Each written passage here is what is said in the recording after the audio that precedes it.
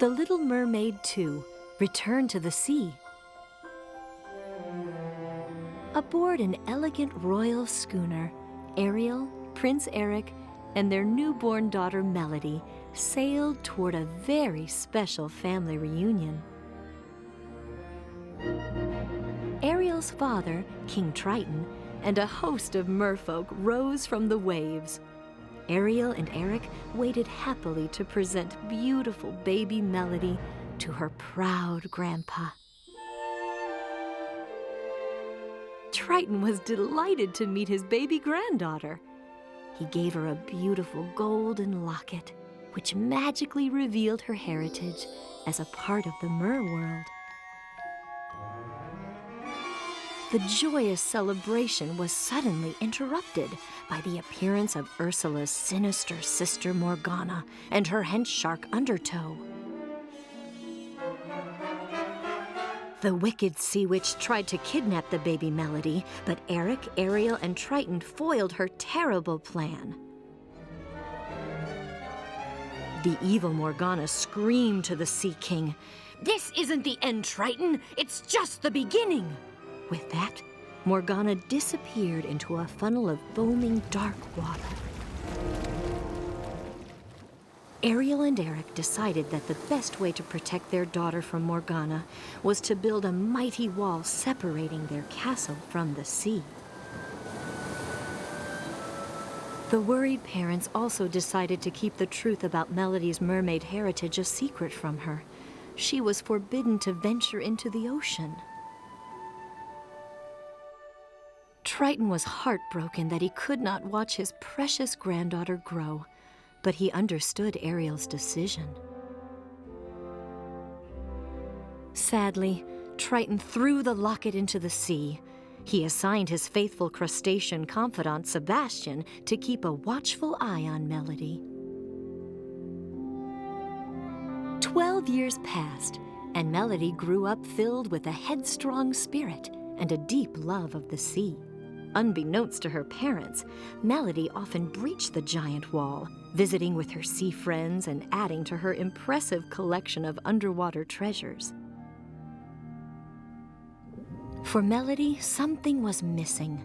Much as her mother Ariel once longed for life above the ocean's surface, Melody dreamt of a life beneath the waves. One day, on the bottom of the ocean, Melody discovered a beautiful locket bearing her name. Ariel was too frightened to explain to Melody what the locket meant or where it came from. Angry and confused, Melody rowed off into the open sea to learn the meaning of the locket. Sebastian watched helplessly as Melody's little boat sailed away. Over the years, hidden in her iceberg fortress, Morgana had been keeping a watchful eye on Melody through a glowing magical orb.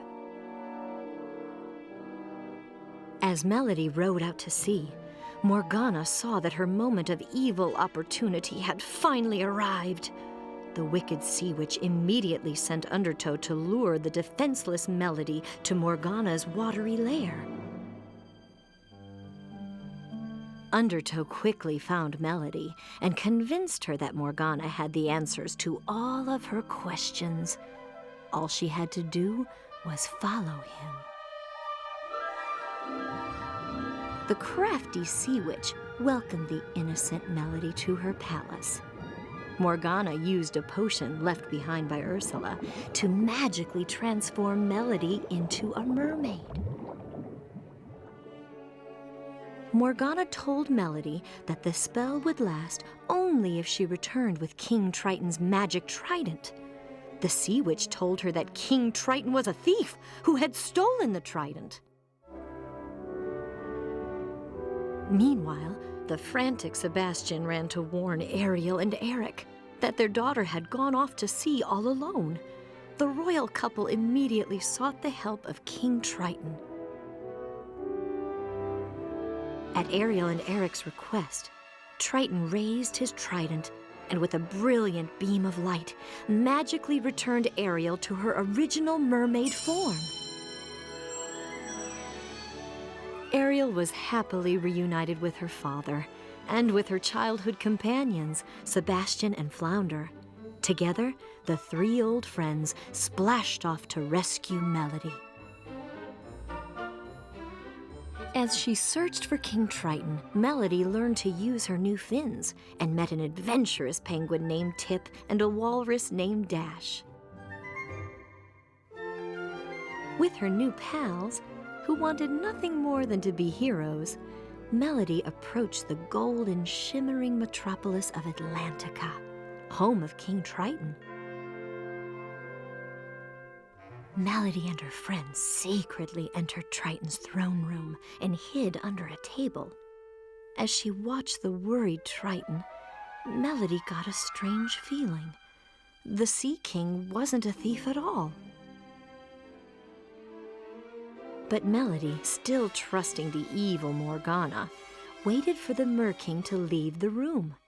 After a moment's hesitation, Melody swiftly took the trident. When Ariel arrived, she immediately noticed that her father's trident was missing. She knew that only a descendant of the throne could remove the trident, which meant that Melody must have taken it. Ariel suspected that Morgana was to blame. Returning to the ice fortress, Melody was greeted by a happy and eager Morgana. Just as Melody was ready to hand Morgana the trident, Ariel swam into the room. "You're a mermaid?" Melody and Ariel asked one another at the same time. Melody was heartbroken to discover that her mother had hidden her true identity. Angry and perplexed, Melody gave the trident to Morgana, giving the Sea Witch the power to control the 7 seas. Melody knew instantly that she had made a terrible mistake. Now raging with the power of the trident, Morgana captured Ariel and imprisoned Melody. Triton, Eric, and an army of sea creatures quickly assembled to battle the now powerful Sea Witch. With the power of the trident at Morgana's command, it seemed that all was lost. Even the brave King Triton admitted defeat and bowed down to Morgana. Meanwhile, in an act of bravery worthy of true heroes, Tip and Dash freed Melody from her underwater ice cell. Sebastian took care of Morgana's evil manta rays, Cloak and Dagger. With that, they all splashed away to help King Triton. Summoning all her courage, Melody quietly climbed up behind Morgana. Quick as a flash, the brave girl snatched the trident from the bewildered Sea Witch's hand and tossed it to her grandfather. With all his strength and fury, Triton aimed his trident at Morgana. In a blinding green flash, Morgana was imprisoned in an ice block, never to hurt Triton, his family, or his subjects again. With Morgana defeated, Melody was reunited with her parents and embraced her proud grandfather for the very first time. Back at the castle, the power of the trident dissolved the imposing seawall in a luster of golden light. The castle and its inhabitants could once again enjoy the sparkling world of the waves. With Morgana's threatening presence forever removed, the worlds of land and sea finally existed peacefully as one. And Melody's entire family, human and merfolk, lived together in harmony.